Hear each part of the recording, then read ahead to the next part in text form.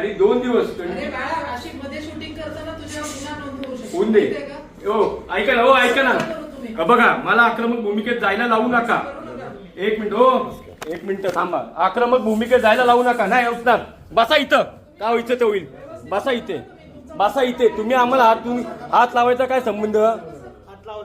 लावला तुम्ही आत्ता. ह्याच्यात व्हिडिओ ते आत्ता. या व्हिडिओत आत्ता मी आहे ह्याच्यात आहे. मला लावलाय. नाही इथं बसणार. तुम्ही उगाच कायद्याला तुम्ही हे करून हे कायद्याला धरून नाहीये.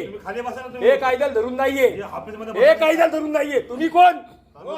We are taxpayer. तुम्ही नाही सांगू शकत. हे कायद्याला धरून. 1 मिनिट. आत नाही. नमस्कार, मी निलेश प्रकाश शेठ निकम.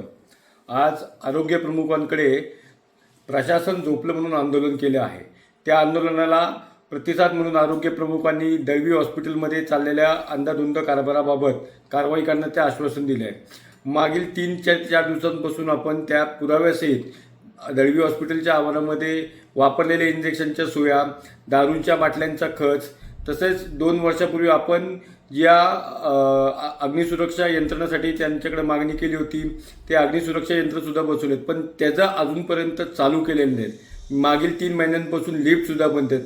या सगळ्या मागण्यांना घेऊन आपण आज आरोग्य प्रमुखांकडे आंदोलन केलेले आहे. त्या आंदोलनाला प्रतिसाद देऊन त्यांनी आपल्याला कारवाई करण्याचं आश्वासन दिलेलं आहे. तर माझी सर्व जनतेला हीच मागणी आहे की जर इथून पुढे अशा काही गोष्टी जर का घडत असेल तर कृपया मला संपर्क साधावा. जय हिंद, जय महाराष्ट्र.